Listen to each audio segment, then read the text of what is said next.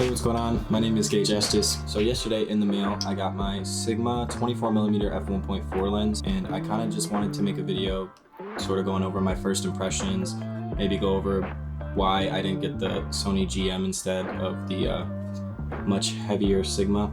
I don't even know if this video will get posted. I'm really bored and,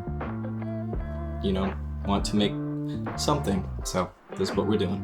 You can get this Sigma lens brand new for I think around $780 or $790 or something like that, closer to $800. The Sony GM version brand new goes for around $1,400, so it's almost twice as much. Personally, it was a no-brainer to go with the Sigma instead. Okay, I'm going to talk a little bit more about it, but first I want to see how this looks on this setup right here. So let's go ahead and do that real quick.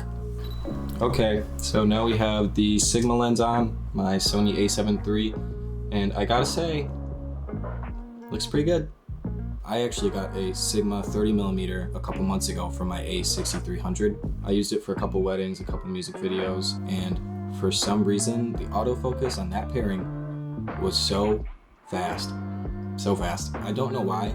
It was faster than paired with my Sony 50mm lens. So one of the problems that people have with the Sigma series is the weight. I tried weighing this on my Zhiyun Crane. I think I have like version 1 or something like that. It's super old, but it does hold it, but it's right at that weight barrier, so I can't do any tilts or anything like that, which is fine. It's not a deal breaker for me, but yeah, it's definitely a heavy lens. You can tell, especially for a 24mm. To be honest, weight isn't a huge factor for me. I'm not gonna get a lens just because it weighs less. Yeah, so I'm gonna just go out, get some portraits, maybe some test footage, break that down, go over it, and yeah, sounds good.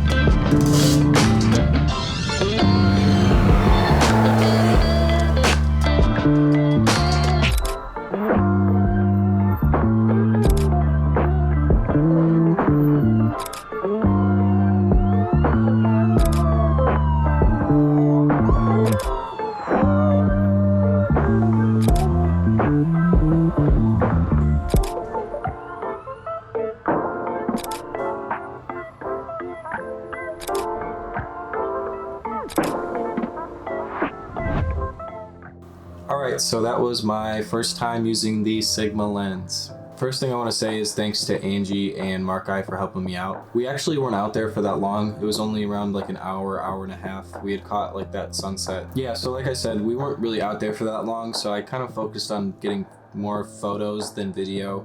And this isn't really like a review of the lens. It was sort of just my first impressions. And photo-wise, I took every photo at 1.4. It held up great. I mean, there was some chromatic aberration in some photos, but I mean, I was pleasantly surprised. I've also never really taken portraits on a 24mm before, so that was sort of different for me. It wasn't bad. I mean, it just made me change the way I shot a little bit. Thanks for sticking to the end of the video. That means a lot.